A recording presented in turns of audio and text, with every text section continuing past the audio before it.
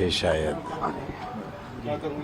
चश्मे सैयद नगरां है कि फिर उठे शायद, कोई दीवाना अलीगढ़ के बयाबानों से। तभी मैंने अपने छात्र जीवन में ही ये तय किया था, मैं कोशिश करूंगा कि एक और AMU तैयार किया जा सके। बड़े भाई बहुत नाराज़ हैं और वो कह रहे हैं कि मुस्लिम जो हैं वो खफा हैं अखिलेश यादव से, बहुत ज़्यादा वो भी खफा थे। और आज उन्होंने सोचा मेरा सवाल भी था तो वो यही कहते नज़र आए कि वो आए नहीं और हमने जो यातनाएं हमारे भाई ने झेली है, हमारे परिवार ने झेली है, वो इस देश को हमेशा याद रहेगा। देखिए,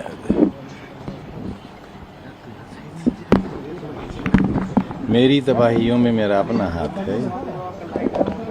हम पर मुकदमे कायम कराने वाले लोगों में कौन लोग हैं? सबसे पहले 8 मुकदमे हम पर कायम हुए और उन्होंने ये कहा कि आजम खान ने जबरन हमसे ज़मीनें छीन ली। उन 8 लोगों ने हम पर मुकदमे किए यहाँ सिविल कोर्ट में। उन 8 लोगों के पेमेंट चेक से किए गए थे और जो ज़मीनें 2000 रुपये बीघा की भी नहीं थी, उस वक्त हमने कम से कम 40,000 रुपया बीघा उसका दिया था।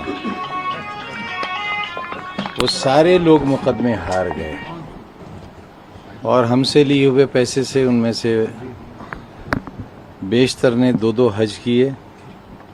अगर 2 बीघा ज़मीन थी तो 8 बीघा ज़मीन खरीद ली। वो सारे लोग मुकदमे हार गए। उम्मीद वो ये करते थे कि हम उनके खिलाफ अब मुकदमा करेंगे, लेकिन हमने ऐसा नहीं किया। 1989 में किले में सबसे बड़ा बूथ सेंटर था। कांग्रेस की सरकार थी और यहाँ पर नवाबजादा जुल्फ़िकार अली खान साहब मेंबर पार्लियामेंट हुआ करते थे। उनके बड़े भाई मुर्जा अली खान उस वक्त जिंदा थे और उन्हें हिज़ाइनस का लक़ब मिला। मैं, मेरी बीवी, मेरा बड़ा बच्चा बहुत छोटा सा था और छोटा बच्चा गोद में था। मेरी 3 बहनें वोट डालने गए थे और उस वक्त किले के एक दरवाजे से 4-5 जीपें दाखिल हुई फायरिंग करती हुई और उस वक्त के मेंबर पार्लियामेंट उनमें आगे थे और मेरे सीने पर इस तरह 7-8 तमंचे लगा दिए गए, जिनमें जर्मन पिस्टल भी थे। मैं हल्के जाड़े थे, प्रिंस सूट पहने हुआ था। सबने गोलियां चलाईं, मेरे पैरों पर गिरे रिवॉल्वर्स, लेकिन कोई गोली नहीं चली।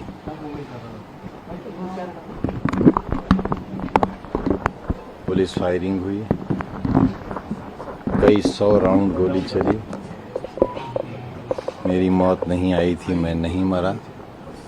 और उसी मैदान में, जिस मैदान में यह हादसा हुआ था, पहली बार सरकार बनी, मैंने वहीं हेलीकॉप्टर उतारा और लोगों से पहली बार ये कहा कि तुमने सुना होगा अल्लाह होता है, तुमने सुना होगा भगवान होता है, मैंने देखा है। इलेक्शन कैंपेन में था पिछली बार।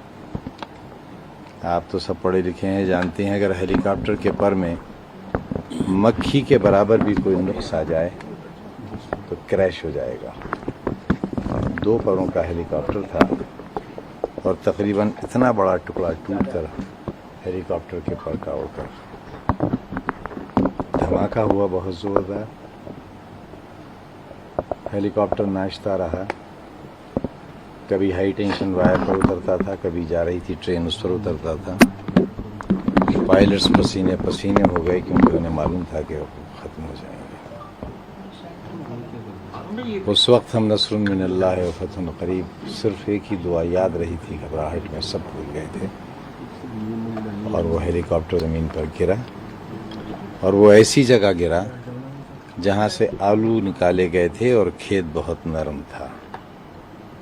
जब मैं उस वक्त नहीं मरा, जब मैं किले के मैदान में इतने मेरे सीने पर तमंचे चलाए गए, तब नहीं मरा।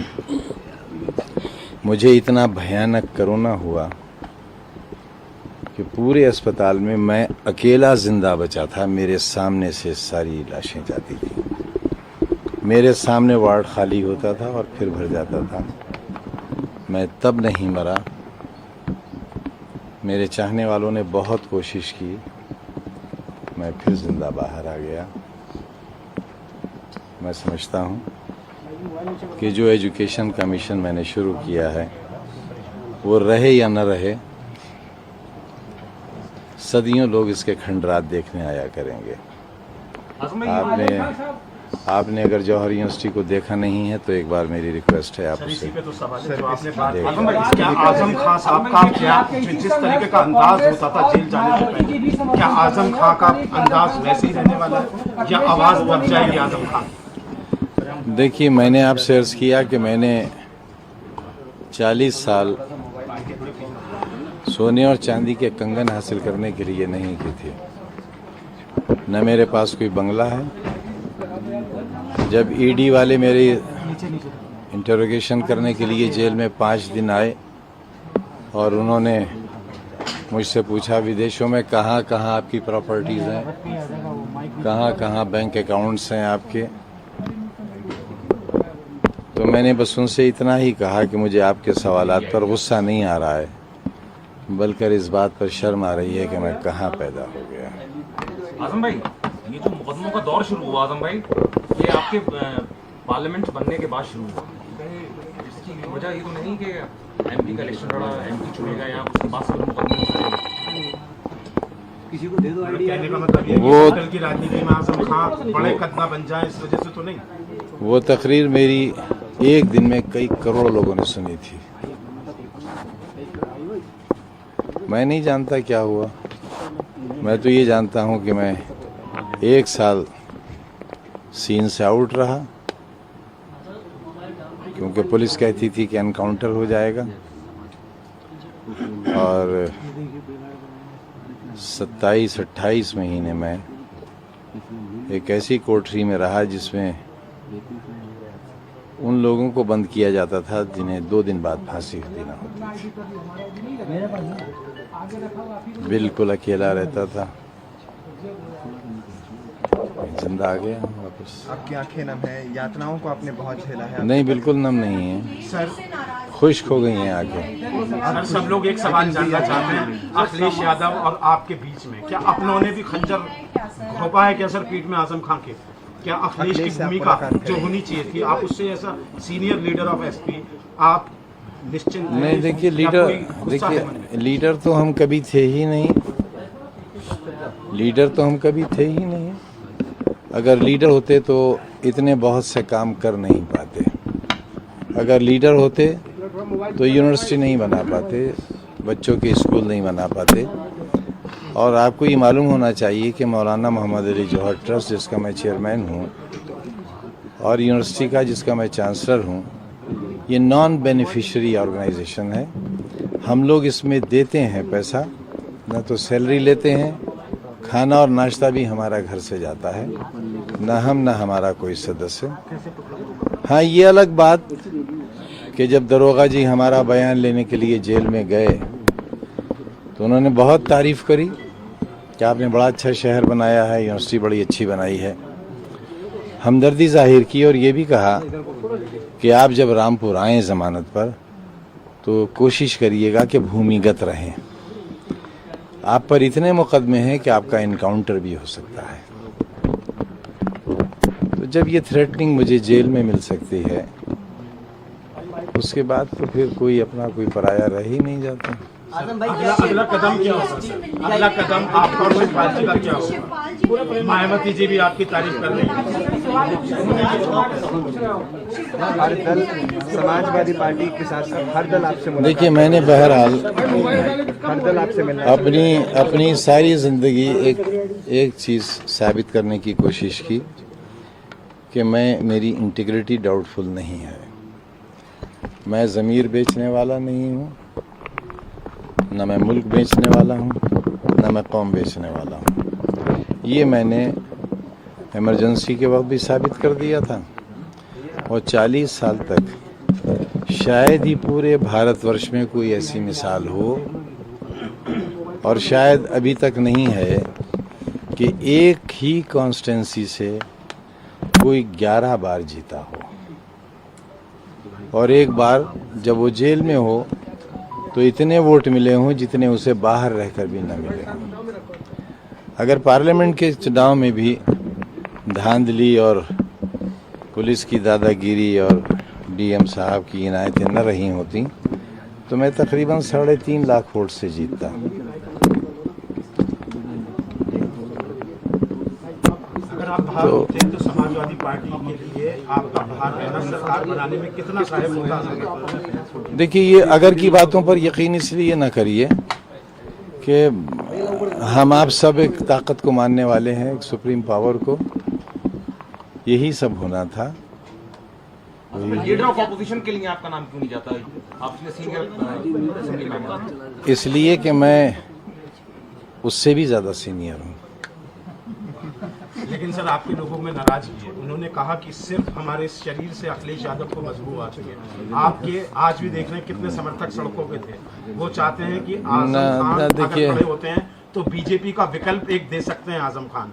क्या मुस्लिमों का एक बड़ा चेहरा बनकर एक विकल्प दे सकते हैं? क्या मायावती? देखिए, इस वक्त मेरे लिए बीजेपी, बहुजन समाज पार्टी या कांग्रेस इसलिए बहुत बड़ा सवाल नहीं है क्योंकि ये मेरे परिवार पर, मेरे लोगों पर हज़ारों की तादाद में जो मुकदमे दायर किए हैं उनमें बस मैं ये कह सकता हूँ कि मेरी तबाहियों में मेरा अपना हाथ है। मेरे अपने लोगों का बड़ा कंट्रीब्यूशन है और बस मालिक से दुआ है कि उन्हें सद्बुद्धि आए। आप इशारे में सब चीज कह रहे हैं, आपका अपना अंदाज बयां जो है वो बिल्कुल जुदा होता है, लेकिन सब लोग जानना चाहते हैं कि जो तकलीफ और जिस 27 महीने की पीड़ा से आप गुजरे हैं और जो एक पार्टी होती है, देखिए एक माँ बाप के तौर पर पार्टी होती है आजम भाई, उस पार्टी ने क्या आपको लगता है कि जिसके लिए आपने 40 वर्षों तक सड़क पर लेकिन सुना यह है कि महबूबा के कहने पर किसी ने अपनी माँ का दिल निकाल लिया था और वो दिल निकाल कर जब महबूबा की तरफ बढ़ गया तो ठोकर लगी और दिल के साथ गिर गया तो माँ के दिल से आवाज आई थी, बेटे तेरे चोट तो नहीं लगी? तो इतने सब कुछ होने पर भी माफ करने को तैयार नहीं, मैं खतावार मानता ही नहीं हूँ। मैं खतावार मानता ही नहीं हूँ तो मैं माफ किस चीज के लिए करूँ? मेरे लिए जिसने जितना किया उसका शुक्रिया, जिसने नहीं किया उसका भी शुक्रिया। किसने कितना किया आपसे बेहतर कौन जान सकता है? अखिलेश यादव जी का ट्वीट भी 6 घंटे बाद आता है और पूरे देश ने ट्वीट किए, खुशियां मनाई, लड्डू बांटे। शिवपाल यादव से आपने मुलाकात की लेकिन अखिलेश यादव के डेलीगेशन से मुलाकात नहीं की। मेरी तबीयत ठीक नहीं थी। आजम भाई, कपिल सिब्बल साहब ने आपकी वकालत की सुप्रीम कोर्ट में। आजम भाई, सुप्रीम मेरे पास तकरीबन 3.5 साल से कोई मोबाइल नहीं है और मैं आपसे सच कहता हूं मैं मोबाइल चलाना भी भूल गया। आजम भाई, कपिल सिब्बल साहब ने आपकी वकालत की, क्या आप उनका कांग्रेस पार्टी का शुक्रिया अदा करेंगे? मैं कपिल सिब्बल साहब का तो शुक्रिया बहुत छोटा शब्द है, बहुत छोटा शब्द है। मेरे पास वो अल्फाज नहीं है कि मैं उनकी जो सलूक रहा है उसका शुक्रिया अदा कर सकूं, लेकिन हाँ, सुप्रीम कोर्ट के बारे में ज़रूर ही कहना चाहूँगा कि विधाता ने जो उन्हें ताकत दी और जो पावर्स डेलीगेट की उन्होंने बहुत ईमानदारी के साथ उसका इस्तेमाल किया और जब तक ऐसे जजेस हिंदुस्तान में बाकी हैं, कम से कम हमारे जैसे जिसमें देश का पूरा ज्ञान व्यापी मुद्दे पर आपका क्या कहना है? ज्ञान व्यापी पे क्या कहना है? बाबरी मस्जिद के बाद ज्ञान वापी मस्जिद पर जो केस चल रहे हैं लगातार सुप्रीम कोर्ट में और बनारस कोर्ट में कि मस्जिद में शिवलिंग मिला है और जो एक दीवार है पूरी मस्जिद की उसको गिराने की भी याचिका वाराणसी कोर्ट में डाली गई है, इस पर क्या कहना चाहिए? थोड़ा सा फर्क है दोनों चीज़ों में। बाबरी मस्जिद मूवमेंट और बाबरी मस्जिद के केसेस बहुत लंबे अरसे तक चले, लोकल कोर्ट्स में चले। 22/23 दिसंबर 1949 की रात जब SDM का एक ऑर्डर पास हुआ, उसके बाद से लेकर डिमोलिशन तक, या यूँ कहिए कि जब सुप्रीम कोर्ट के चीफ जस्टिस साहब की बेंच का फैसला आया उस वक्त तक कई दहाइयाँ गुजर गईं।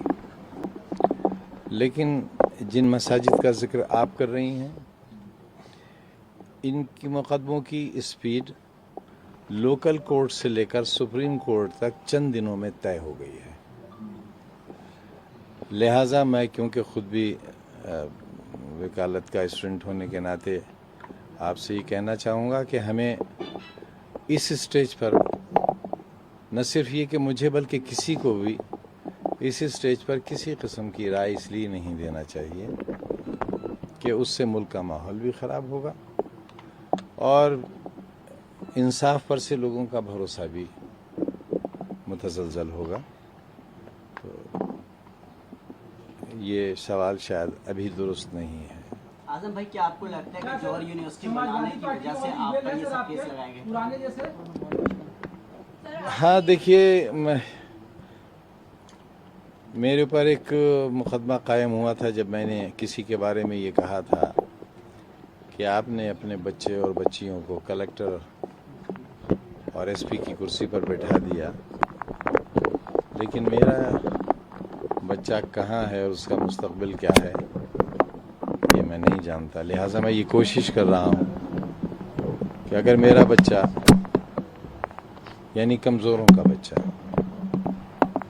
कलेक्टर और एसपी न बन सके तो डॉक्टर और इंजीनियर तो बन जाए, नर्स बन जाए, क्लर्क बन जाए, चपरासी बन जाए। लेकिन आज के हालात में मैं ये समझ रहा हूँ कि मुसलमानों को जो भी सज़ा मिल रही है उनके राइट ऑफ वोट की सज़ा मिल रही है।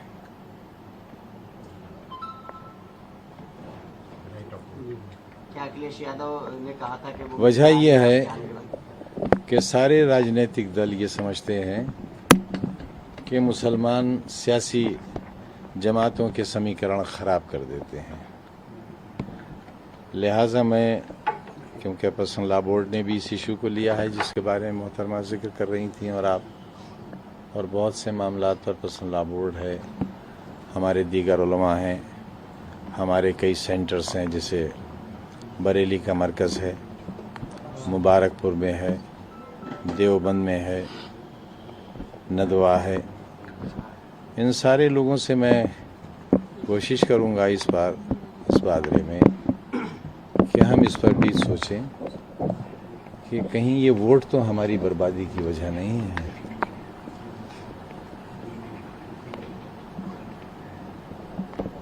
आपको लगता है शायद आप मेरा मतलब समझ सके होंगे। मुस्लिम वोटों की वजह से मुसलमानों को निशाना बनाया जाता है, आपका कहना है? मैंने कहा तो नहीं ऐसा। एक और सवाल गैरहाजिरी में यहाँ सर, क्या आप चाहते हैं कि वोट का अधिकार मुसलमानों को खत्म बुलडोजर की जो राजनीति चलाई गई है, खासकर देखा गया कि उसमें मुसलमानों के कई घर और दुकानें तोड़ी गई, तो बुलडोजर की राजनीति पर आपका क्या कहना है? कोई शिकायत नहीं है। हमने तो विधानसभा में कहा था एक बार कि सिर्फ मुसलमानों पर कानून शरीयत लागू कर दिया जाए। अगर उसके रिजल्ट्स अच्छे हों तो और लोग भी सोच लें। आज रेप के मामले में जो सजाएं दी जा रही हैं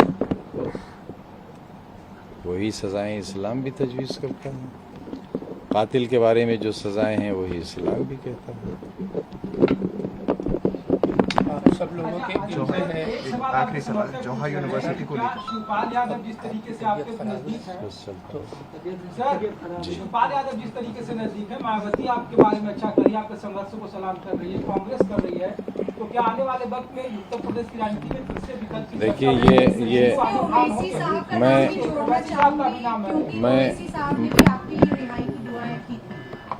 मैं उन तमाम लोगों का शुक्रगुजार हूँ जो मुझसे मिले हैं जेल में।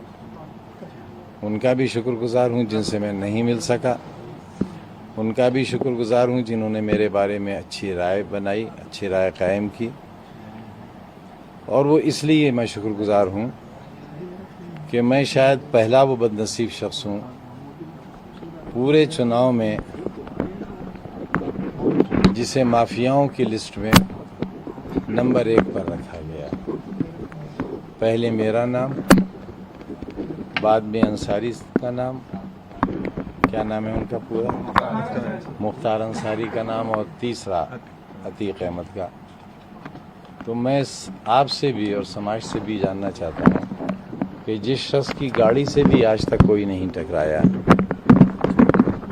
जिसने आज तक किसी पर हाथ नहीं उठाया, जिसके खिलाफ एक 323 का कभी मुकदमा कायम नहीं हुआ, जिसके खिलाफ जल निगम में जो मेरे ऊपर रिपोर्ट हुई, SIT बैठी, उसमें भी गबन का इल्ज़ाम या रिश्वत लेने का इल्ज़ाम नहीं है, बस ये है कि मेरा असर से काम हुआ कुछ। मुझे जब बेल मिली है तो उसमें जज साहब ने बेल में कहा है कि जिस व्यक्ति के खिलाफ कोई एविडेंस नहीं है उसे 2 साल से जेल में कैसे रखे हुए हैं। तो और आपको मालूम होगा सुप्रीम कोर्ट के जज साहब ने भी, मैं उनका यकीनन एहसानमंद हूँ, उन्होंने भी ये कहा कि 1-2 मुकदमे तो सही हो सकते हैं, लेकिन 80 मुकदमे किसी पर सही नहीं हो सकते। और आसम में बाई इलेक्शन में जलवा बरकरार रहेगा इंशाल्लाह आपका आने वाले पार्लियामेंट में? अभी तो भाई मैं कुछ नहीं कह सकता, क्योंकि मैं तो लड़ूंगा नहीं, और सेहत भी मेरी अभी ऐसी नहीं है कि मैं बहुत भाग दौड़ कर सकूं, क्योंकि जो कुछ हमारे साथ जेल में हुआ है वो आपको हमारी शक्ल से नजर आ रहा होगा। सर सवाल वही खड़ा और है, समझ आपका वही रहेगा पुराने और समझ आज भी ये नहीं आती कि आखिर आज की सरकार को या सरकार की जो पार्टी है उसको हमसे इतनी घृणा की वजह क्या है, आज तक ये नहीं समझ सके। अब असेंबली में सामना होगा, हम भाई पूछेंगे इस घटना की वजह, जोगी से सवाल करेंगे। कम से कम जानने की कोशिश करूंगा। आजम सर जेल में कुछ हासिल नहीं है। था दूसरे तरीके का। मैं भाई ऑर्डिनरी कैदी था, कच्ची दाल के पानी से रोटी मिलती थी खाने को, दाल नहीं होती थी उसमें, सिर्फ पानी होता था। ठीक है सर, थैंक यू सर। और शुक्रिया।